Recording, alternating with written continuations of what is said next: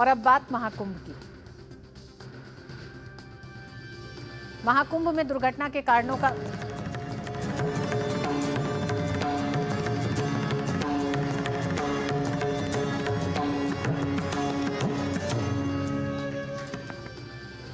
महाकुंभ में दुर्घटना के कारणों का पता लगाने के लिए न्यायिक आयोग की टीम संगम घाट प्रयागराज के दौरे पर है।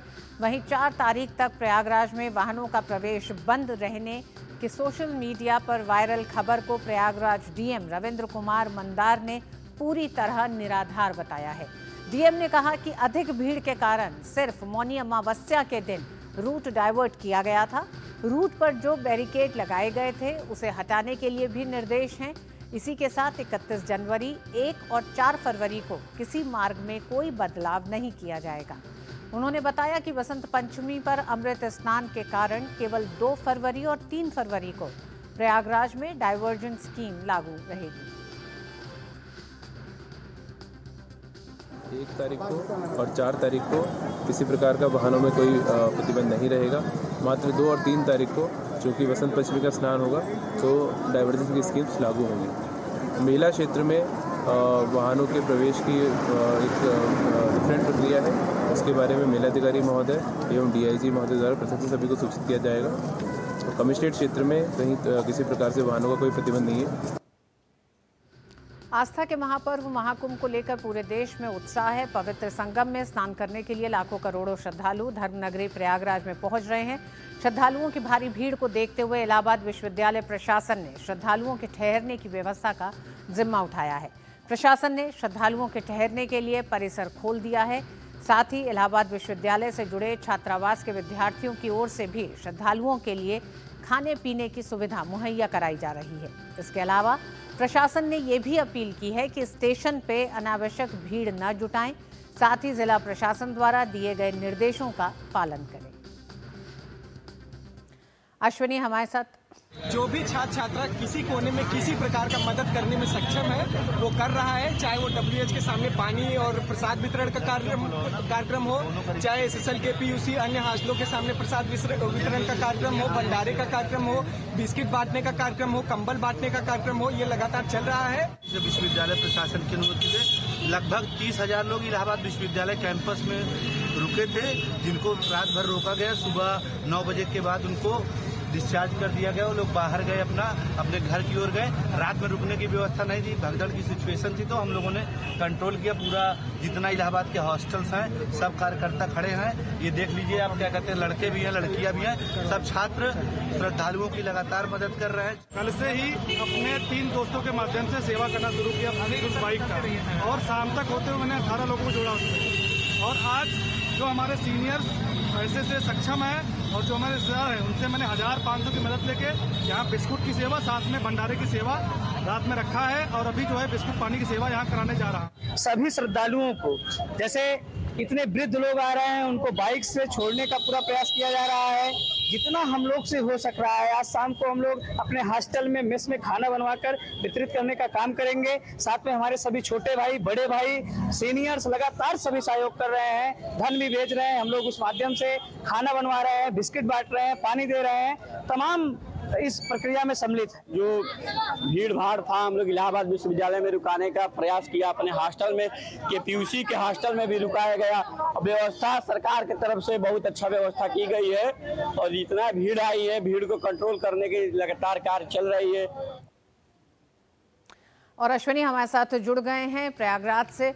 अश्विनी, हमने देखा आपकी रिपोर्ट में भी जिस तरह से प्रयागराज का जन जन की कोशिश ये है कि आने वाले श्रद्धालुओं को किसी तरह की असुविधा नहीं हो, लेकिन ऐसे में एक दुर्घटना के बाद से जिस तरह से सोशल मीडिया पर ये एक भ्रामक खबर एक तरह से लगातार इसको सर्कुलेट किया जा रहा है कि आने जाने वाली गाड़ियों को रोक दिया गया है, डाइवर्जन एक तरह से स्कीम को लेकर जो अफवाहें हो रही हैं उसको दरकिनार करते हुए प्रशासन अब किस तरह से लोगों में इस तरह की खबरें ना पहुंचे, गलत खबरें ना पहुंचे, उसके लिए क्या क्या कर रहा है?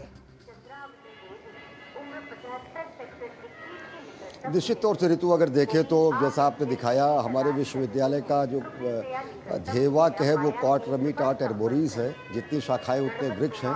किस तरीके से विश्वविद्यालय प्रशासन की अनुमति के बाद छात्रों ने वहाँ पर अपना अंशदान किया और चाहे हॉस्टल्स हो, KPUC हो, हॉलैंड हॉल हो, अन्य हॉस्टल्स हो, वहाँ पर लोगों के रहने की व्यवस्था की गई। इलाहाबाद विश्वविद्यालय ने हमेशा देश को, समाज को दिशा देने का कार्य किया है और वही कहीं ना कहीं कार्य बच्चों ने एक बार फिर करके दिखाया है।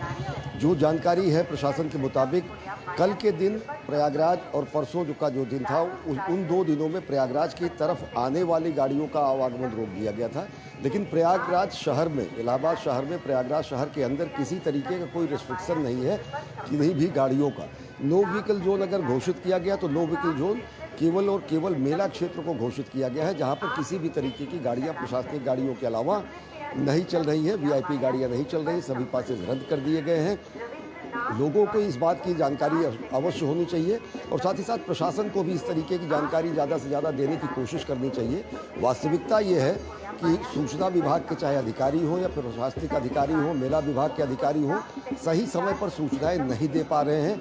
विभ्रम का कारण ये भी है, जैसे अभी की मैं बात करूं, न्यायिक आयोग 7 बजे चल चुका है, न्यायिक आयोग 1 बजे पहुंचना था, न्यायिक आयोग का उन घटनास्थलों का निरीक्षण करना है, लेकिन कोई भी, चाहे वो जिला सूचना अधिकारी हो, चाहे वो मेला के प्रवक्ता हो, विवेक चतुर्वेदी ADM या फिर अन्य अधिकारी हो, कोई भी इस बारे में स्पष्ट जानकारी नहीं दे रहा है कि न्यायिक आयोग पहुंचा है कि नहीं पहुंचा है। जो पब्लिक इंफॉर्मेशन सिस्टम नहीं, प्रेस को भी इंफॉर्मेशन का सिस्टम है, वो भी बहुत माकूल तरीके से नहीं है। ऐसे में विभ्रम बनना, सोशल मीडिया पर अफवाहें फैलना या फिर अन्य गलत जानकारियां प्रसारित होना निश्चित तौर से जायज़ है। हाँ, आज निश्चित तौर से जो न्यायिक प्रशासन है वो यहाँ पर पहुँचेगा। 7 बजे वो लखनऊ से चल चुका है। उम्मीद हम ये कर रहे हैं कि वो पहुँच चुका होगा। वो संगम स्थान पर जहाँ पे भगदड़ की घटना हुई थी वहाँ पर संगम दोष पर पहुँचेगा, स्थलीय निरीक्षण करेगा, अधिकारियों के साथ समीक्षा बैठक करेगा। पूर्व न्यायाधीश जस्टिस हर्ष कुमार की अध्यक्षता में और एक DG और एक वरिष्ठ प्रशासनिक अधिकारी VK गुप्ता और DK सिंह, 3 सदस्यीय आयोग है जिसमें प्रशासनिक अधिकारी हैं, पुलिस के वरिष्ठ अधिकारी रह चुके वो अधिकारी हैं और न्यायिक अधिकारी के रूप में पूर्व जस्टिस हर्ष कुमार है, उसको हेड कर रहे हैं। तो इसके साथ साथ प्रशासन, उत्तर प्रदेश सरकार ने ये भी कहा, योगी सरकार ने ये भी कहा कि पुलिस जांच भी जारी रहेगी जिससे कि मामले की तह तक पहुंचा जा सके। 1 महीने के अंदर इस आयोग को रिपोर्ट देना है। आयोग की घोषणा होने के तुरंत बाद लखनऊ में कार्यभार ग्रहण किया गया और आज यहाँ पर स्थलीय निरीक्षण करने के लिए ये पूरा का पूरा न्यायिक आयोग पहुँच रहा है। बहुत बहुत धन्यवाद अश्वनी, पूरी जानकारी के लिए। समय की कमी की वजह से बस इतनी ही चर्चा हो पाएगी। धन्यवाद।